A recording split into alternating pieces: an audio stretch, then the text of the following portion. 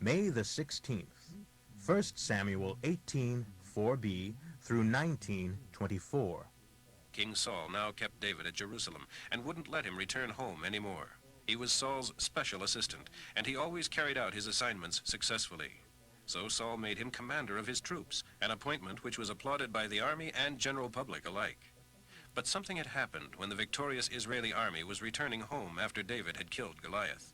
Women came out from all the towns along the way to celebrate and to cheer for King Saul, and were singing and dancing for joy with tambourines and cymbals. However, this was their song. Saul has slain his thousands, and David his 10,000s. Of course, Saul was very angry. He said to himself, "What's this? They credit David with 10,000s and me with only thousands? Next, they'll be making him their king." So from that time on, King Saul kept a jealous watch on David. The very next day, in fact, a tormenting spirit from God overwhelmed Saul, and he began to rave like a madman. David began to soothe him by playing the harp, as he did whenever this happened. But Saul, who was fiddling with his spear, suddenly hurled it at David, intending to pin him to the wall. But David jumped aside and escaped. This happened another time, too, for Saul was afraid of him and jealous because the Lord had left him and was now with David. Finally, Saul banned him from his presence and demoted him to the rank of captain. But the controversy put David more than ever in the public eye. David continued to succeed in everything he undertook, for the Lord was with him. When King Saul saw this, he became even more afraid of him. But all Israel and Judah loved him, for he was as one of them. One day Saul said to David, "I am ready to give you my oldest daughter Merab as your wife. But first, you must prove yourself to be a real soldier by fighting the Lord's battles. I'll send him out against the Philistines and let them kill him rather than doing it myself." Who am I that I should be the king's son-in-law? My father's family is nothing. But when the time arrived for the wedding, Saul married her to Adriel, a man from Maholath, instead. In the meantime, Saul's daughter Michal had fallen in love with David, and Saul was delighted when he heard about it.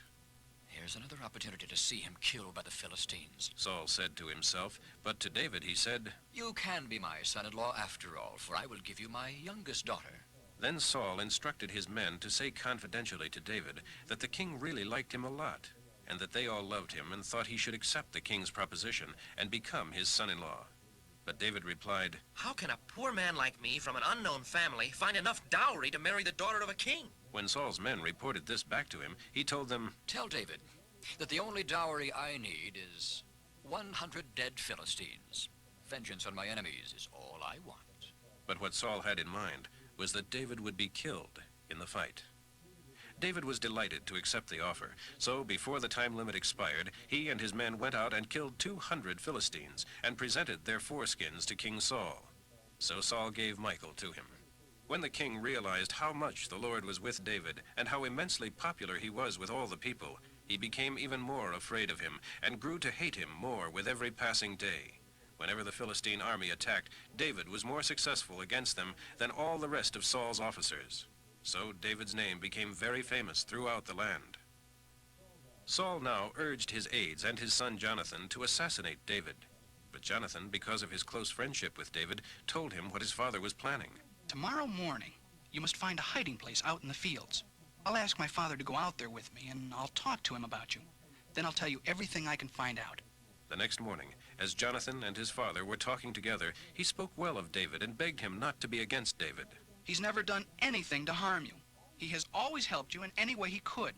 Have you forgotten about the time he risked his life to kill Goliath and how the Lord brought a great victory to Israel as a result? You were certainly happy about it then. Why should you now murder an innocent man by killing him? There is no reason for it at all." Finally, Saul agreed and vowed, "As the Lord lives, he shall not be killed." Afterwards, Jonathan called David and told him what had happened. Then he took David to Saul, and everything was as it had been before. War broke out shortly after that, and David led his troops against the Philistines and slaughtered many of them and put to flight their entire army. But one day, as Saul was sitting at home listening to David playing the harp, suddenly the tormenting spirit from the Lord attacked him. He had his spear in his hand and hurled it at David in an attempt to kill him. But David dodged out of the way and fled into the night, leaving the spear embedded in the timber of the wall. Saul sent troops to watch David's house and kill him when he came out in the morning. Michal warned him, "If you don't get away tonight, you'll be dead by morning." so she helped him get down to the ground through a window. Then she took an idol and put it in his bed and covered it with blankets, with its head on a pillow of goat's hair. When the soldiers came to arrest David and take him to Saul, she told him he was sick and couldn't get out of bed. Saul said to bring him in his bed then, so that he could kill him. But when they came to carry him out, they discovered that it was only an idol.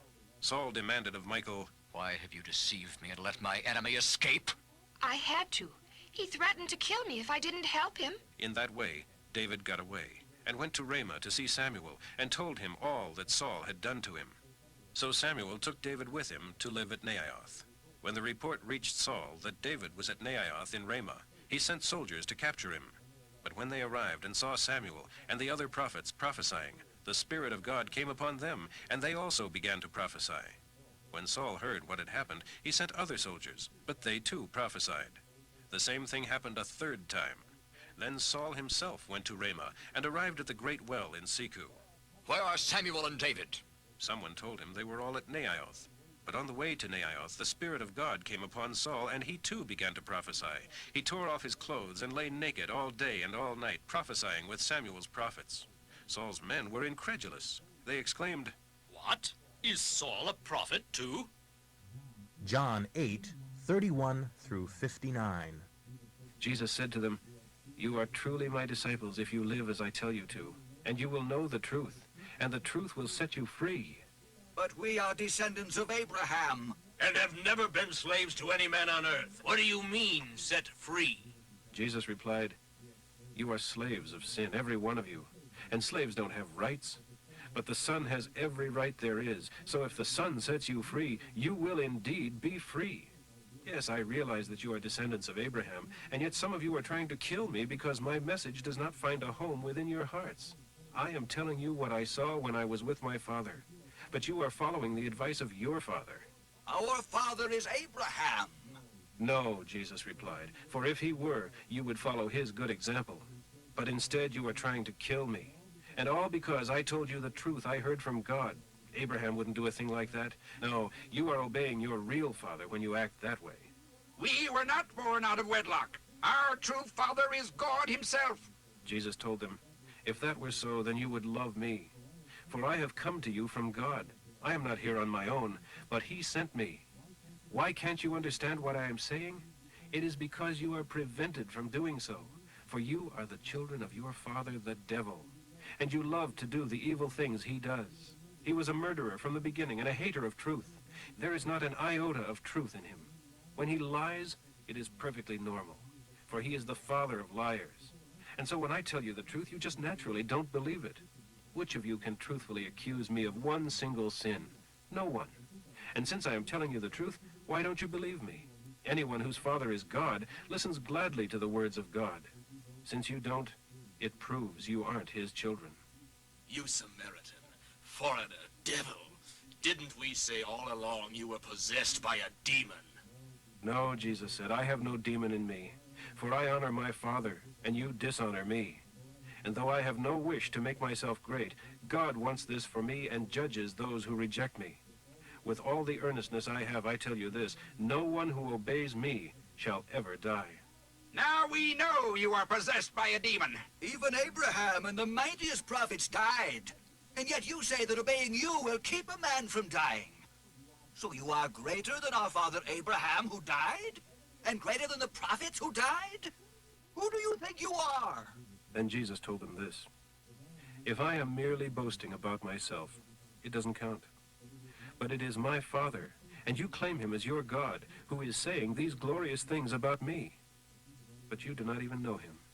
I do. If I said otherwise, I would be as great a liar as you. But it is true, I know him, and fully obey him. Your father Abraham rejoiced to see my day. He knew I was coming and was glad." "You aren't even 50 years old. Sure, you've seen Abraham." The absolute truth is that I was in existence before Abraham was ever born. At that point, the Jewish leaders picked up stones to kill him, but Jesus was hidden from them and walked past them and left the temple.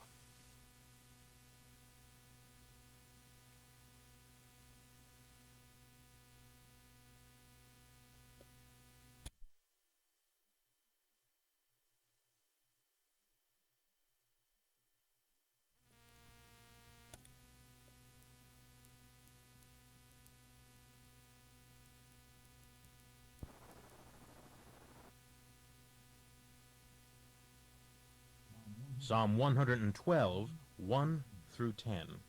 Praise the Lord, for all who fear God and trust in him are blessed beyond expression. Yes, happy is the man who delights in doing his commands. His children shall be honored everywhere, for good men's sons have a special heritage. He himself shall be wealthy, and his good deeds will never be forgotten. When darkness overtakes him, light will come bursting in. He is kind and merciful, and all goes well for the generous man who conducts his business fairly. Such a man will not be overthrown by evil circumstances. God's constant care of him will make a deep impression on all who see it. He does not fear bad news, nor live in dread of what may happen. For he is settled in his mind that Jehovah will take care of him.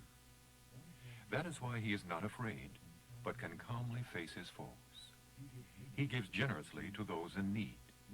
His deeds will never be forgotten. He shall have influence and honor. Evil-minded men will be infuriated when they see all this. They will gnash their teeth in anger and slink away, their hopes thwarted. Proverbs for today, 15, 12 through 14. A mocker stays away from wise men because he hates to be scolded.